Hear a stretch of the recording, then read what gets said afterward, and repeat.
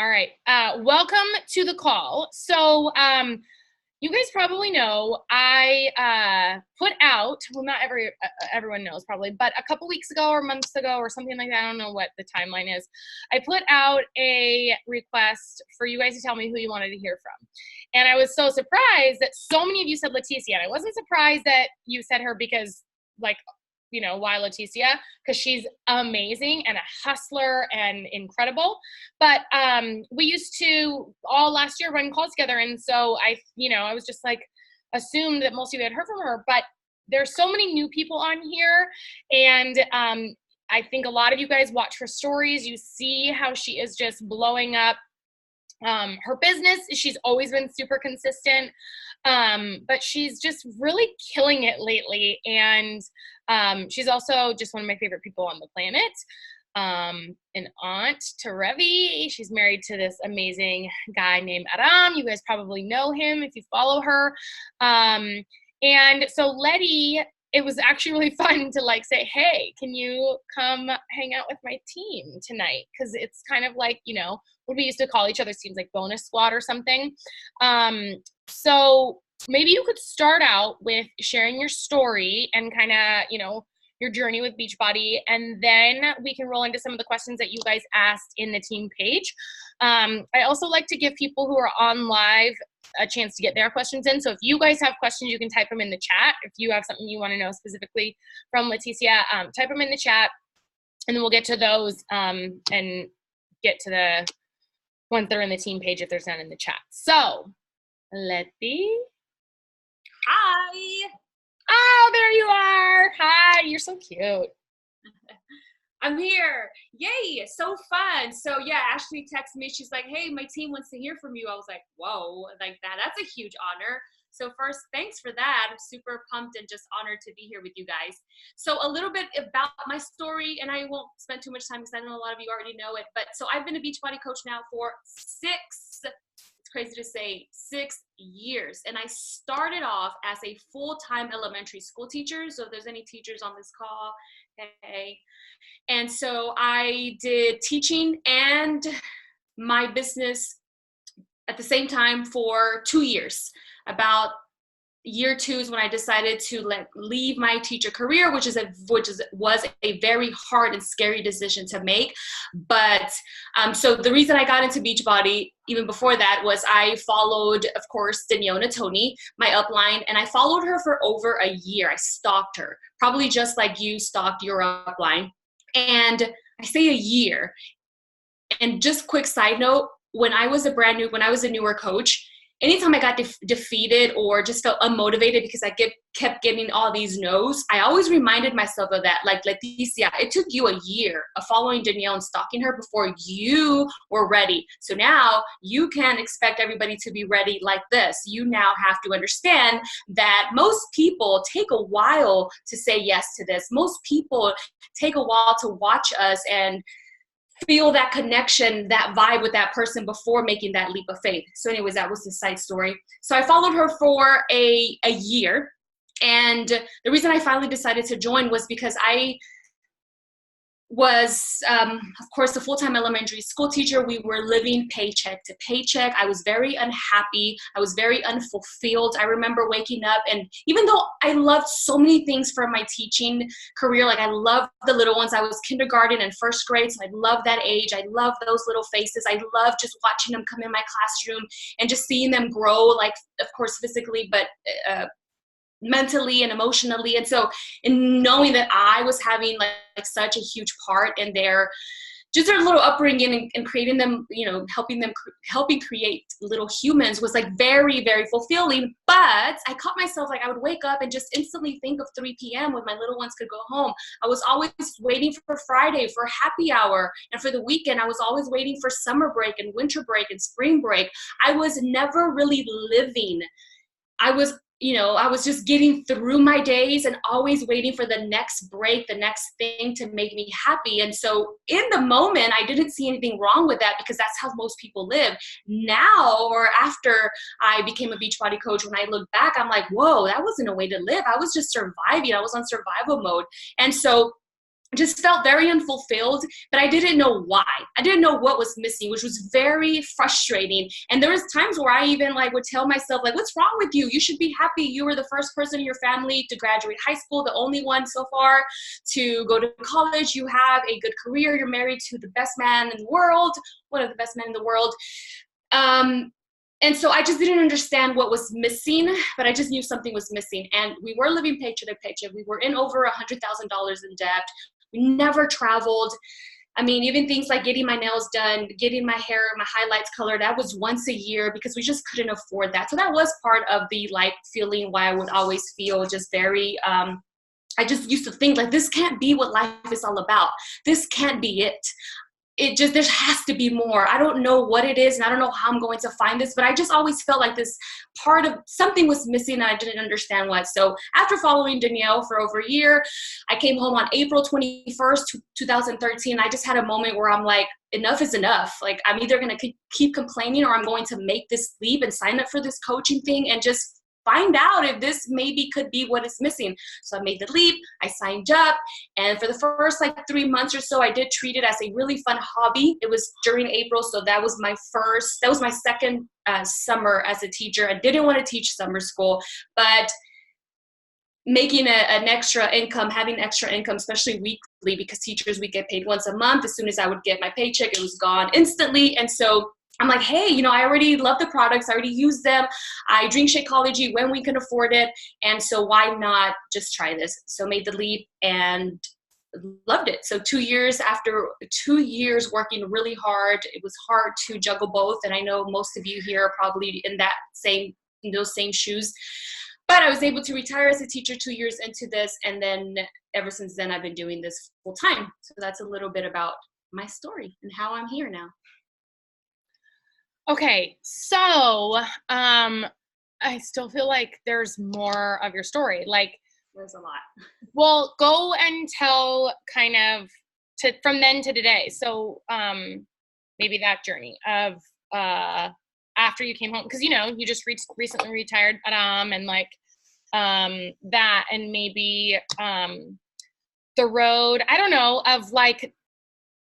Once you came home, there was still kind of that climb, because I know we were in that grind together. Like, we were pushing, we were both doing this full time, but pushing really hard for Elite together. And we missed it that first year, and we made it Premier, and then pushed again and made Elite together the next few years and stuff. So maybe talk about what this business, I guess, has done for you guys, and then we'll hop into questions. Yeah. So that's one thing that I feel really helped me in this business, you guys, was I've always had a very strong why. Always. So for me, quitting was never an option. It's like, you burn the ships and I was never going to go back. And so my first huge why was to retire as a teacher.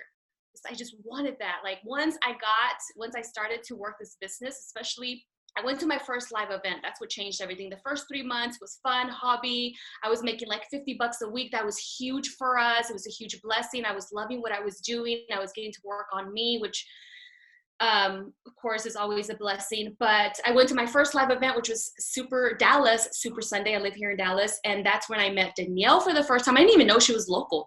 That's when I met Danielle for the first time.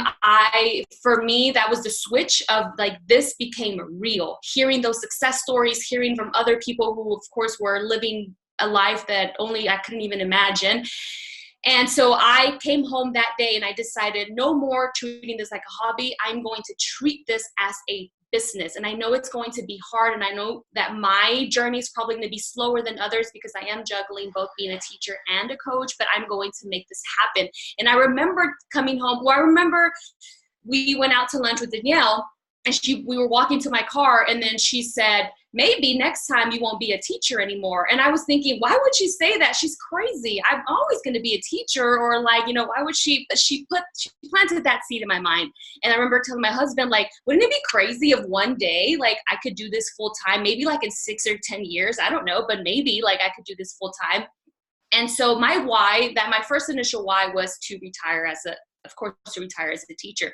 That is what pushed me through those hard days. That is what kept me going when I felt defeated, when I got told no, when I missed deadlines, when I was barely making Success Club.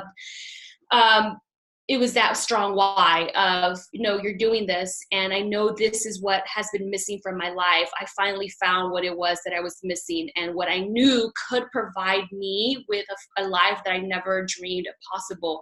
And so I hope you guys have a why like that, that just so strong that quitting is never an option, that you're willing to stick through everything, that you're willing to wake up every day and grind and do just everything that you know that you should be doing in your business to move forward, especially those scary things. It was when I would sit in front of my computer, when I had an hour or so, when I was a teacher, my time was very limited. And so when it was time for my power hour, it was very focused. I remember I would even set a timer on my phone for an hour because I just wanted to just zone in and do those things that I knew that I needed to do, like invites. Invites scared the crap out of me, but I'm like, what's more scary, inviting or not making my dream come true of coming home?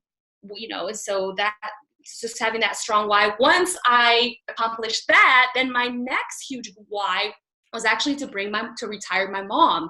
And so she worked as a housekeeper for a motel. They treated her like crap, hated where she worked at.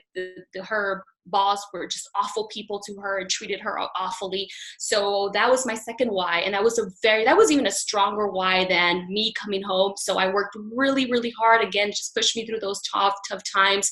We kept setting huge goals. Like Ashley said, we first set off to hit elite the second year. We missed it, but we ended up as premier coaches. And in the next year, we said we're going to make elite happen. It was a decision. We first decided it's going to happen, and then you just set out to do everything that you can to make it happen. And again, bringing my mom home was that strong why that kept me going and would get me out of bed and would get me to do those scary things like the invites or going live on IG, whatever it was that was being taught at the time or I was being told to do. It was that strong why. After I was able to retire my mom, next goal was to bring the husband home. And so again, really strong, really powerful, that kept me going. And we actually made just that happen. We made that happen just this year, January of this year. He officially came home, which was crazy to say.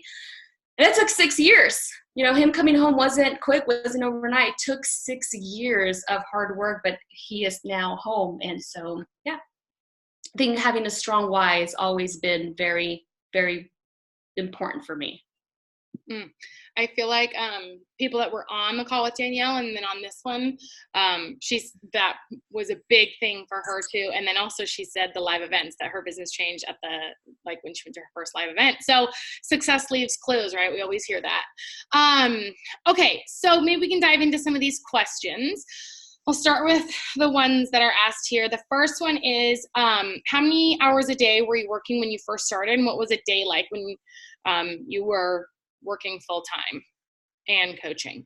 Like, I guess, yeah, because you're really good about having, and this kind of ties into the other question of maybe you can roll from that question into the one that I sent you earlier about your kind of weekly, your schedule back then into your schedule today. Yeah. So when I was a teacher, of course, things looked very different. I mean, it just depended on the day. There was times where I would say on an average, I would probably have maybe about 2 hours a day to work my Beachbody business. And that was split up. It was split up into pockets of time throughout the day. So when I got serious about this business, I was just squeezing time from anywhere that I could. So I am very routine oriented. Like, I'm a habit queen. It just, something about having a consistent habit just calms me, makes me feel in control, especially dealing with anxiety. It just makes me feel more calm and more productive. So what I decided to do, because I had huge goals and I was in this for now until the end of time, and there was never going to be plan B, never quitting. I was going to make this work.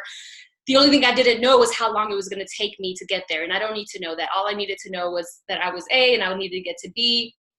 So I decided I was going to get to work an hour early every day.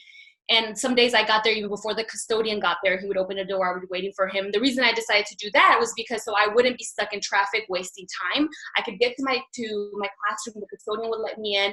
And so either I would work in my Beachbody business like making my first morning post. I had already worked out, so I would work out before I got to work. So I was waking up like at 4 or so, had to leave the house about 6. Anyway, so crafting my first social media post, and then maybe answering some messages, and or either working in my classroom, because teacher job just never gets done. So anything I could do in my classroom that would help me get home earlier at the end of the day, I was doing. That was one pocket of time right there. Next pocket of time was when my kids went to their specials, music and art. We had like 45 minutes there. I used to eat with, at that time I used to eat with my colleagues, but I quit that because I just needed to be in my classroom. Those 45 minutes were valuable. Again, either teacher focused work that I need to get done, or Beachbody business around this time, because maybe checking in with my challengers. And then of course at the end of the day, and that just varied if we didn't have like PTA night, we did teacher night, faculty meeting, like there's always some kind of night when you're a teacher. And then when I would get home, then I would probably have maybe like another hour of focused time. And like I said, I learned to set a timer on my phone for an hour. And the reason I did that was so I wouldn't get distracted, because you can so easily get distracted in social media or just busy work that you think is moving your business forward, but it's really not. Like if it wasn't on now it's called the Success Club activity tracker. Back then it was just called the BAT, business activity. But if it wasn't on there, I just was trying not to do it. And so set the timer and would just laser focus on those activities. And that was also the time where I would craft my PM posts. I always try to do 2 posts, one in the morning before the kids got to school. I couldn't post throughout the day because then of course they would know that I was on social media when I was in school. So one before the kids got there and one when I would get home in the evening. And then in the weekends, of course, on the weekends when I was full-time teacher, anytime that I was working on my Beachbody business. And this was when I decided that I wanted to retire. So I was willing to sacrifice, like I used to love keeping up with the Kardashians. I haven't kept up with them like in the last 5 years. But I just sacrificed things that I loved for my business because I had those huge goals of mine. And so I was willing to live a life that most weren't then, like sacrifice sleep, just being social life, going out with husbands, date nights, things like that. So that one day, I didn't know when that one day was going to be, I could live a life, that most can't. And that is now today. So that's kind of what it looked like. I played around with it, right? It takes time to find a routine that works for you.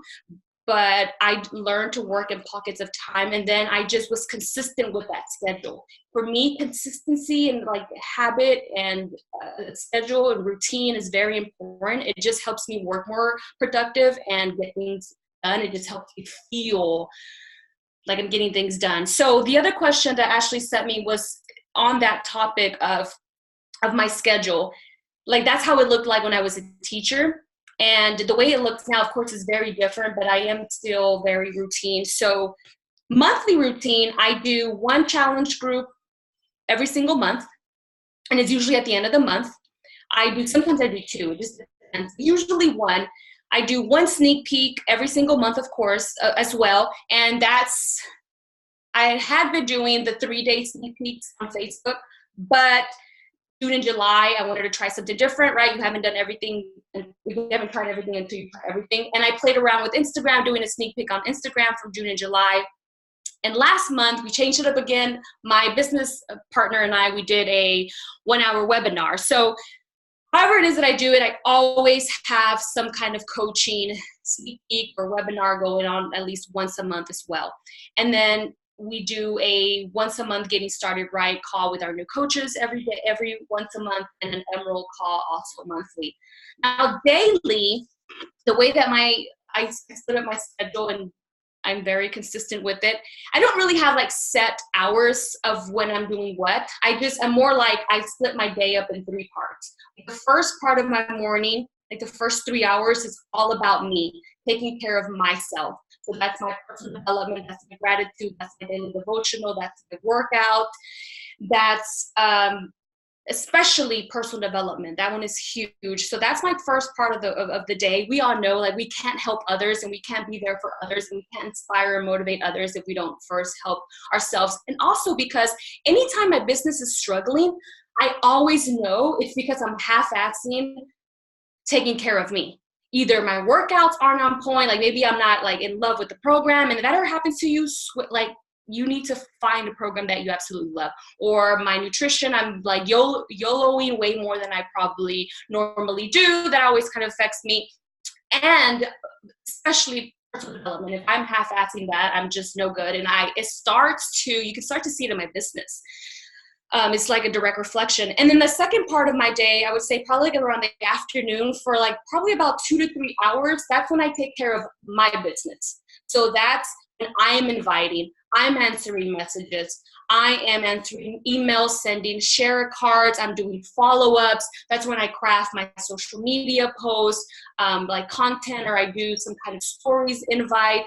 I have to take care of first myself and also my business too, because I think a lot of times when we get into leadership, right, we become diamonds and star diamonds, and now we have a team, we think, oh, now I have to take care of my team because I'm a leader. But for me personally, I have to first take care of my business, because I have to lead from the front, and I have to make sure that I am inviting, I am signing up coaches, I'm continuing to grow my business, so that then my team can follow my lead and I can be a better leader for them.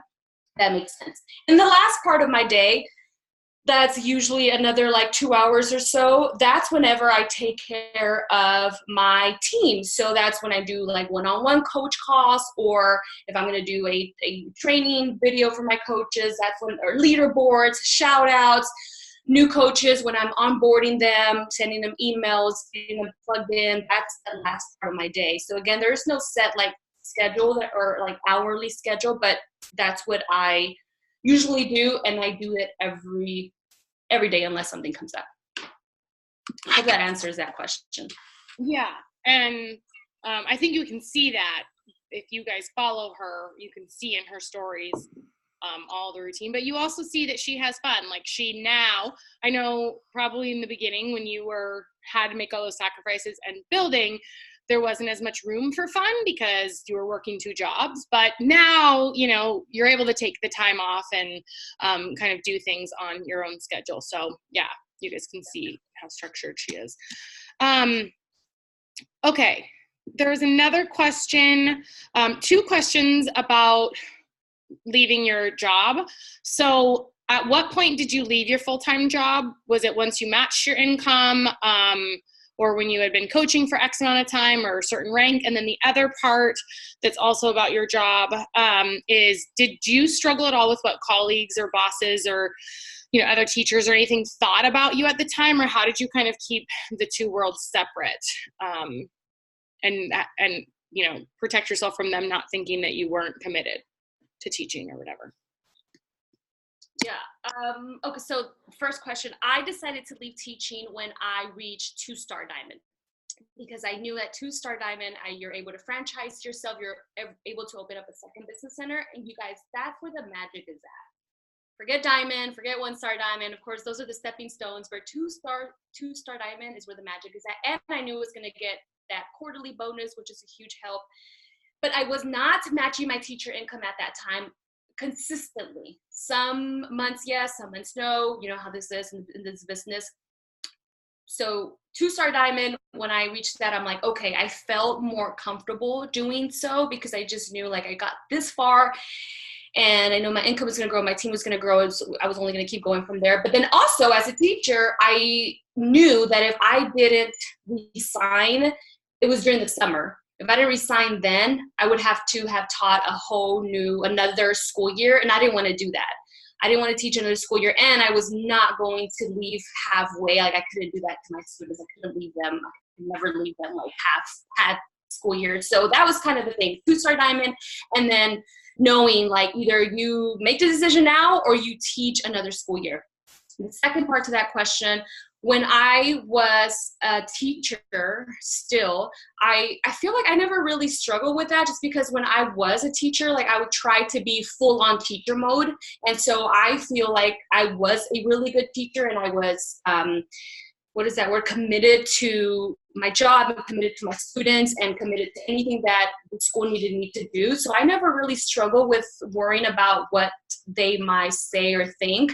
And also on social media, I don't think I ever like would post anything negative about my job, like can't stand these kids or I can't wait till I'm out of here. Nothing like that. It was always just me working out, growing my Beachbody business, and then just happened to be a full-time elementary school teacher.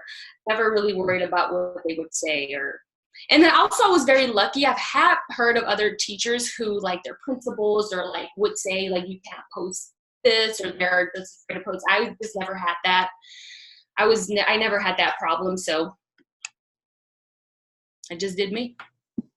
Yeah, I always feel like sometimes we overthink that. Like it reminds me of when Gary Vee is like, I want to build the biggest building in town, not by tearing down all the other buildings, but by building a big building. And in context with this work thing, I remember thinking when I was working at Nike and doing this business all the time, I didn't have to talk bad about Nike to talk good about Beachbody. Like I could talk about how I didn't even really have to say, I plan on leaving my job. You know, I could just let this passion be the star and not really address the full-time job thing. And I'm guessing you probably kind of did the same thing. Like you had your teacher hat on, but then you also had your passion, like side hustle hat on.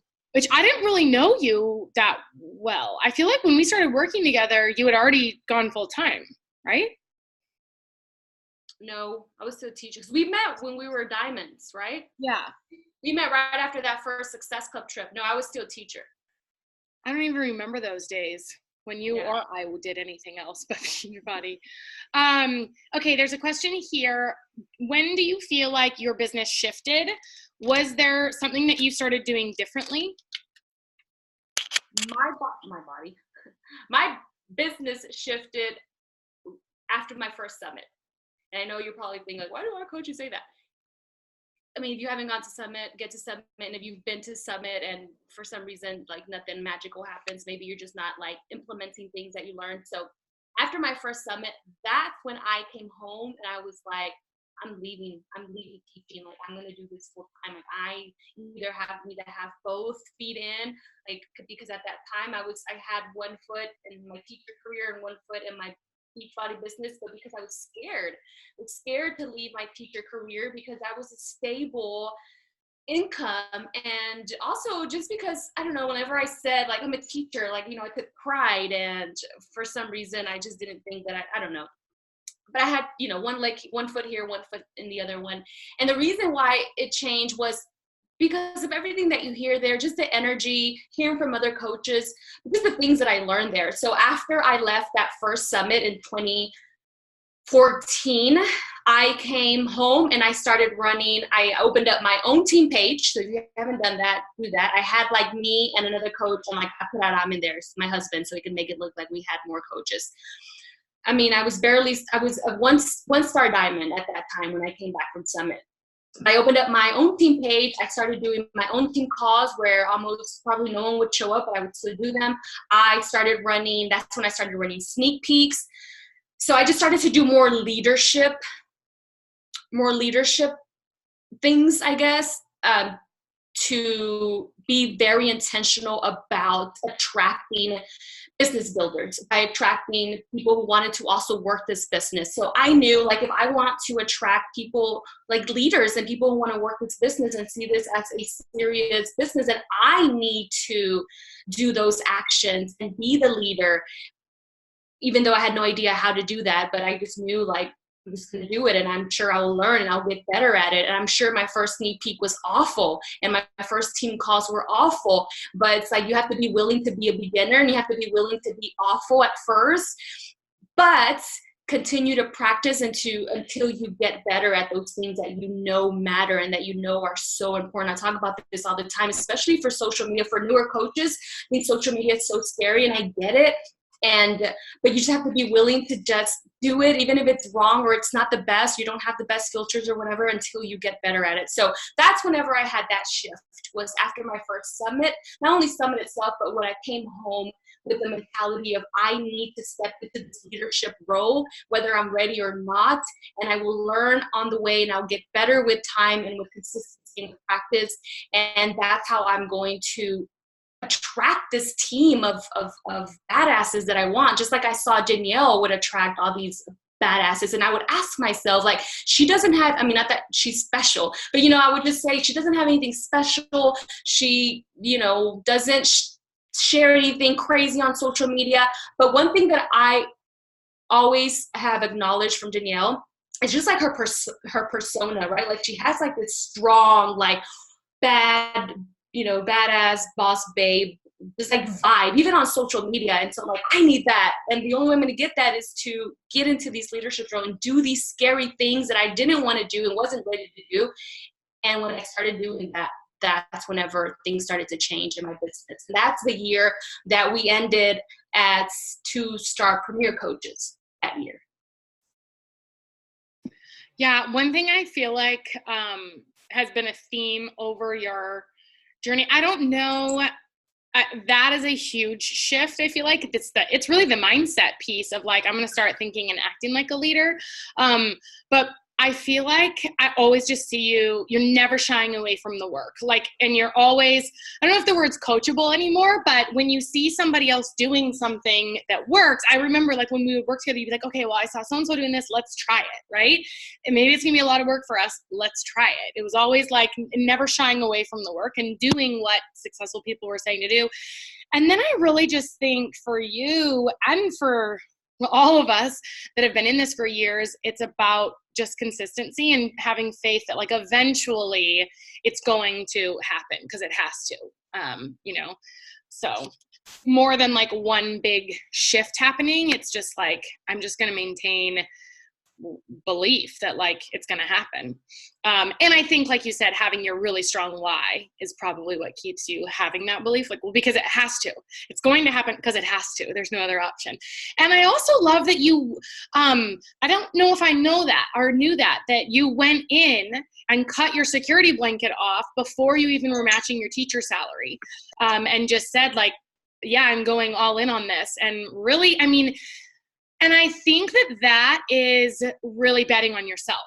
Like if there's one place you guys should hedge your bets, it should be on yourself. And yes, things change at 2-star, but only if you hustle. I've seen people get to 2-star and their income doesn't really change because they think things are going to change at 2-star, but you got to like hustle still at 2-star to make that, you know, the second business center worth it. But yeah, I just feel like you've been really consistent and also had that belief of like, yep, it's happening. Question here. Do you have an example of something that you've done outside of the box that has made a difference in your business as a coach?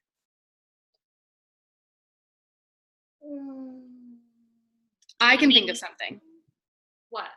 I feel like you kind of started the Spanish market when there was no Spanish market.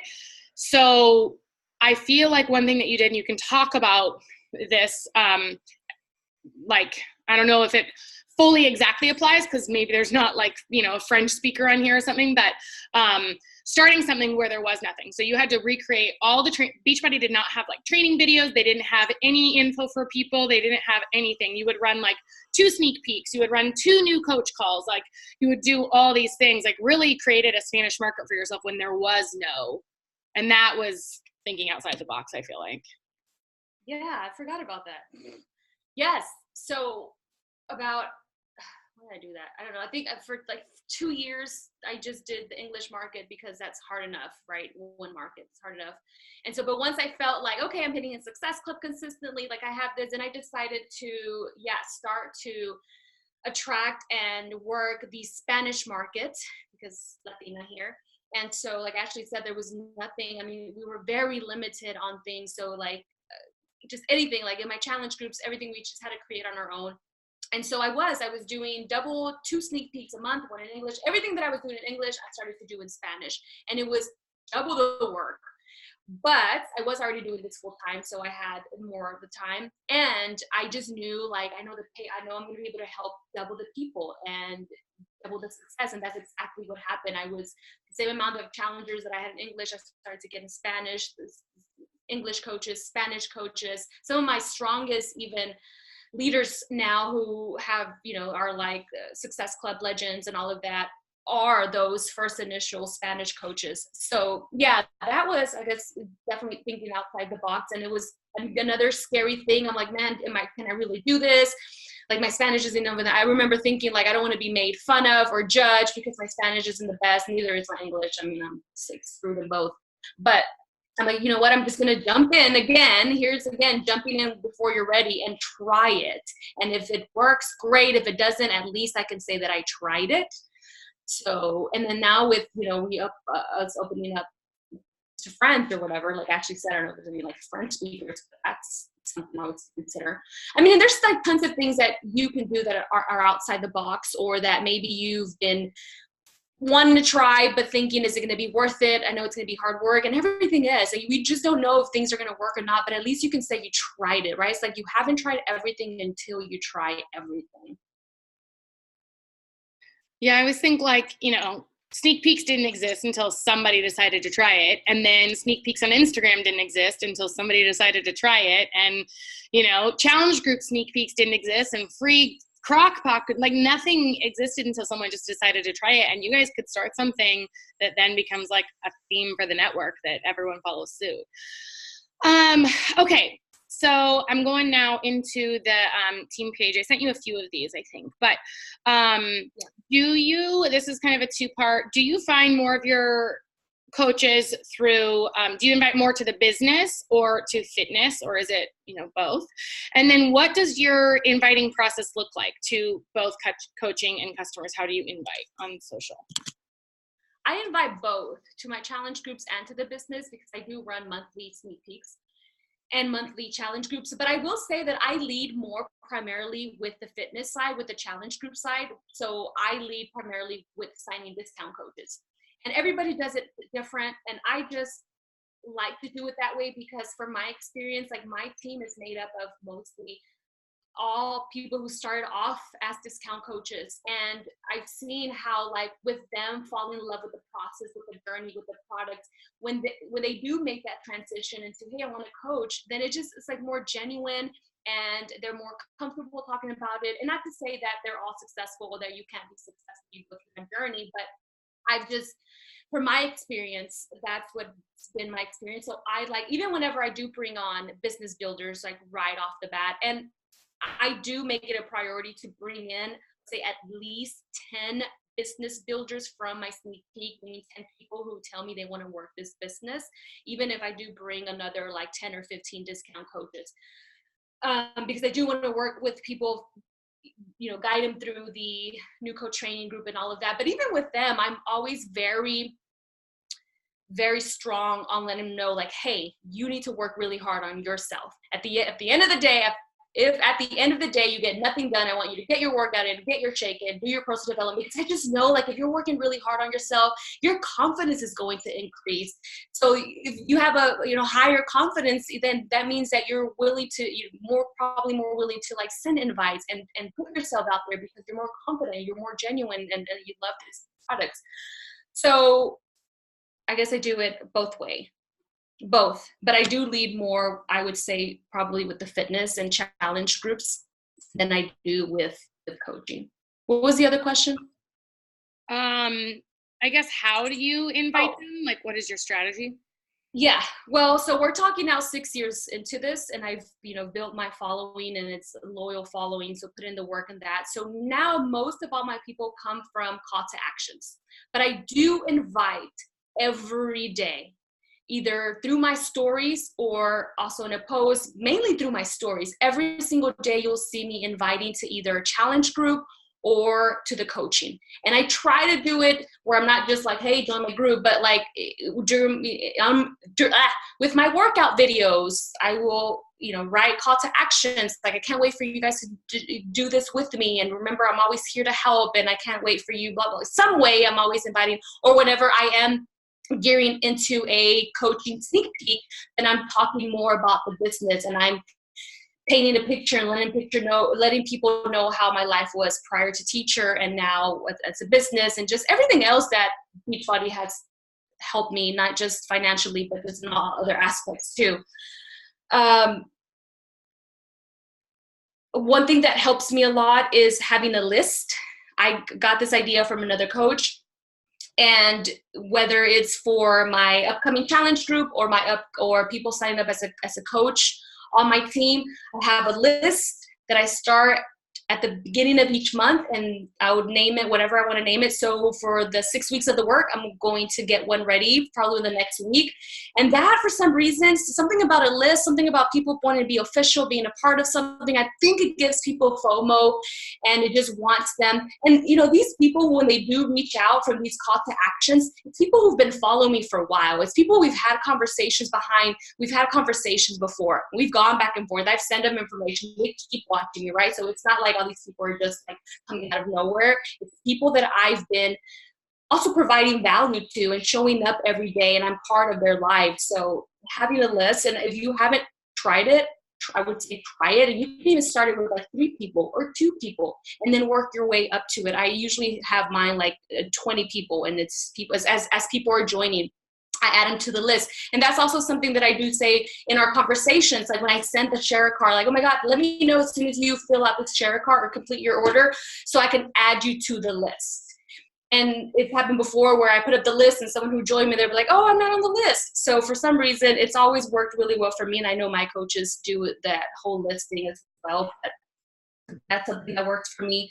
But always inviting every single day in my stories, giving people FOMO, kind of showing them behind the scenes of either like when my challengers are talking about non-scale victory celebrations or just something in my challenge group, or I'll talk about, oh my God, we just did this fun challenge in my challenge group, but I'm getting ready to send out these prizes because get fit, get healthy, and win prizes doesn't suck. Things like that. Just constantly reminding people that I have something to offer them, that they can always join me, whether it be coaching or in my challenge groups, and just trying to give them as much FOMO as possible so they can feel like they want to be a part of this.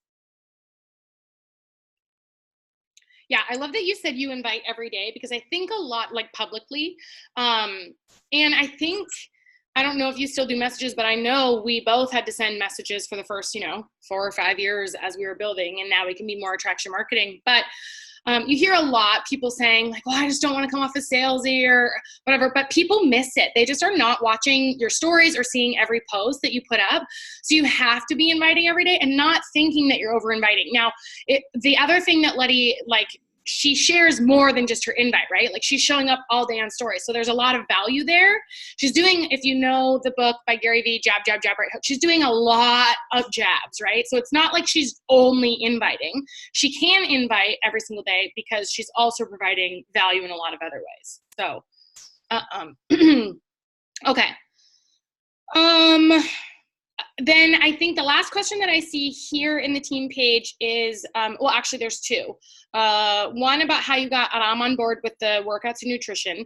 And then the other one is, can you talk about any times that you maybe struggled in the beginning and what you did to get through the hard times to ultimately get the momentum that you have now? Yes. And just really quick that you said that, yeah. So anytime because I know that I am inviting every day in some form in my stories, I'm also very intentional about adding value. That's one of like my business non-negotiables, is adding value, like serving others. Because if I'm going to be inviting, I also want to just create trust and become like a source of like a resource for people. Like I just want people to know that anytime they come to my stories or my feed, that they're going to get some type of value.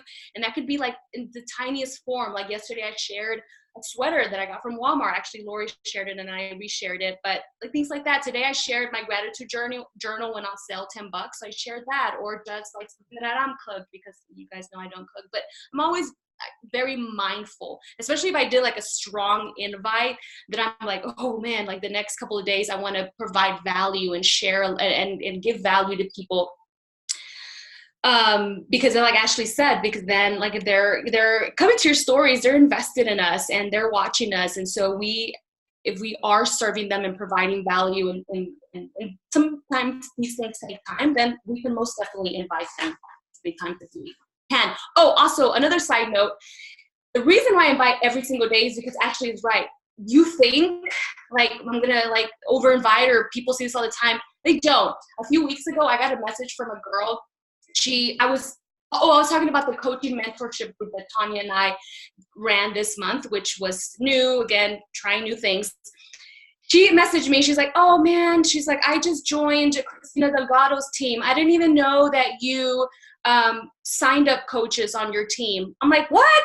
Right? So it's like, she had no idea that she's like, I thought your team was too big, or you were too big to even work with people. Something like that. I'm like, girl, no. So that's just goes to show that you think people see everything. They do not. Okay, so now to the question, how did I get Adam on board? So the very beginning, this was even before I became a coach, I was doing the Beachbody programs, but especially after, he was not on board. Like, he was supportive, but not on board. And I tried to nag him every day about it, and that just backfired, and he would pull away even more. So I just learned to lead by example. And I'm like, okay, well, he was doing the gym and wouldn't eat really like that healthy. He wouldn't drink Shakeology, not because he didn't want to, because we couldn't afford both of us to be drinking it. Like, he could barely afford me to be drinking Shakeology. So I always say it was just like, I just left him alone, and I'm like, well, he'll come on board whenever he's ready. I'm just going to keep doing me and doing these programs. And he saw like how great I was feeling, the results I was getting, and just how convenient it started to get. So then he eventually, you guys, it probably took a few years, he eventually came on board. And it was like a slow process, right? Like, he switched from whole milk to 2% milk, or he switched from like full mayo to like light mayo, like things like that. And so then, right, it's crazy to think, like, we talk about that sometimes. Remember things that we used to eat? So I don't know. I don't really have like really good advice on that. It's just, I kind of just stopped nagging him, and I just kept doing my thing. And eventually he wanted to do this with me. All right. So the other question, what have I done? Or sorry, what was it? Let me see. About the hard times in the beginning, if you had any, and how you got through them to get to your momentum now. Yeah, I mean, we've all had hard times. And if you're newer on this call, just know that they're coming. And we don't say that like to scare you, but just like, I mean, you guys, we're trying to build like an empire, right? Like a 6-figure or $1 million empire. So it's never going to be easy. It's going to be really, really hard. I definitely had a lot of moments, especially when I was juggling both being a teacher and doing this business. And I remember there was one time where I almost printed out, because back then you had to print out. Thank God, because it would have been as easy. I probably would have done it. You had to print out the cancellation form, and I was going to print it out, sign it. You have to like print it out, sign it, and then send it to Beachbody. And I almost did that because I felt like I was working really hard. I'm killing, I'm working as a teacher already, 50 hours a week. I'm coming home and I'm just like, I'm not sleeping. I feel like I'm working really hard and this is not paying off. This is never going to happen. I just got into, I had one of those days, or where I would see other people who like maybe started at the same time I did, like progress quicker than me, rank advance quicker than me. I had those days where I just felt defeated and I felt like I wanted to quit. But I always just remembered my strong why. And anytime that happened, I always just knew that I needed to do more personal development, like strengthen my mindset, like get my mind right. So a lot more personal development during that time. Sometimes I would just unplug completely, like shut down social media, shut down everything, and just go do personal development, go take a walk. And then something else that always really stuck with me was, I think I read it in GoPro with Eric Worre. It was something like, people are willing to wake up and go to a job they hate, or they're so miserable, that's killing them, slowly killing them. Like they're not really living life for like 40, 50 years. But you're not willing to invest into something like this that could change your life for like 5 to 10 years. And I'm like, that's so true. And then I would go back to, this can't be what life is all about. I am not willing to just go through the motions every day. This can't be what my life is going to always be. Like I have to change something. That always stuck with me. And then another thing that always really stuck with me was I would tell myself, like, why would I quit something that's bettering me and helping me? If you take everything away, like I always say this, like if tomorrow I wake up and Beachbody's gone, sure, it would suck. But the person I have become on the journey, no one could ever take that away from me. And that's been one of the biggest blessings that this has brought to me. Like I am I battle with anxiety and depression and just a lot of things with my childhood and having an abusive and alcoholic dad. And so I am not the Leticia that I was 6 years ago. I feel like Beachbody saved me. I feel like it saved my marriage. It strengthened my marriage because of personal development. And even a year into it, I would always think, maybe it's not paying off in rank or in income, but it sure is paying off in making me a better human.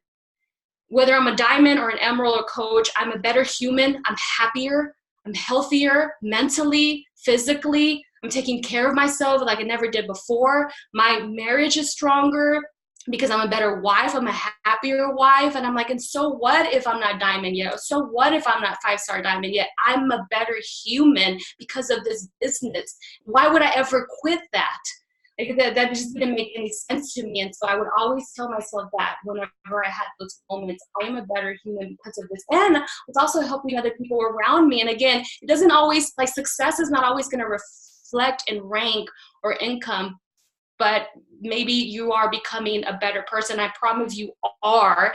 If you're super brand new, you will be. And then I'm like, and look at these people that Beachbody's bringing into my life, like Ashley. I would never want Ashley and Danielle and some of the the coaches on my team who we hang out and go do movies, and just like these women who are like helping also create a better version of myself. So there was just so many other things to think about that's never going to even amount to rank or income, that probably even more valuable than anything else ever could.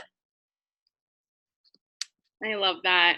So let's end on this question that is, can you share some of your favorite personal developments? What's helped you as a human? Oh man, I have so many. So, well, the 5-second rule was really helpful for me for anxiety reasons and just because of the book, Mel Robbins. Oh my God, why am I like blanking? Oh, so The Slight Edge. The Slight Edge was something, and The Compound Effect. Those 2 books I read like within the first, I would say, 6 months to my coaching business. Changed my mindset, helped me also get through those tough times. Like, you need to read both of those books. They will just be a game changer. We actually I have tried to get my new coaches to read those 2 books. So The Slight Edge, The Compound Effect, The 5-second rule. And then for me personally, because I am religious, every day a Friday with Joe Osteen, that always just spoke to my soul and my heart. So that also helped me a lot. And I'm trying to think. All the Brene Brown books. So of course, You Are a Badass. Everybody loves that one. Can't think of any more right now. Oh, what about like your favorite podcast? I know you listen to a lot of podcasts too. I do listen to a lot of podcasts. So Lewis Howes, The School of Greatness is one of my favorites. The Life School Coach, Brooke Castillo, that's also one really good. Oprah's Super Soul, that one's just good for that's why it's called Super Soul. That was just good for the soul, man. Anytime I listen to Oprah, any of those, it just makes me feel good. So if I'm having like an off day, or I feel like in a funk, or I feel sad for no freaking reason, I'm like, I'm gonna go listen to an Oprah podcast. Joe Osteen podcast. Also Impact Theory by Tom Bilyeu. That one's really good. He has really good guest speakers on that. What else? I think those are it. Okay, that's a lot. Hopefully you guys wrote down a few of those. I agree. The Compound Effect and Slight Edge, I read them in the first 6 months of my business, changed everything. And that also helps when you go through those hard times when you're like, okay, but it's just small things, just a small thing I got to do today. It's easy to do, but just as easy not to do. That's going to add up. But thank you so much, Letty, for your time and just sharing your, all your story and your journey with us. I hope you guys love this as much as I do. I mean, it really is with your business, there's no secrets, right? Like some people, I feel like they get a great placement in the downline, or they just sign that rock star coach that like blows up or whatever. And some people do have luck in this business, but most people, it's just work. And for sure, that's the case with Letty. It's just showing up every single day and working. And you know, it's doing the work, the hard stuff, and then you get to do the fun stuff. So, you know, there's no secrets with success, but I love always hearing your story. And I actually learned some things, which is surprising. I had no idea about some of the things, that you shared. I didn't know you stayed up at 4 a.m. Well, I mean, you're still an early bird, but that's crazy. You do what you have to, I guess. But okay, love you. Thank you guys so much for hopping on and being with us live. And I'll see you next week, Letty. Thank you. Bye.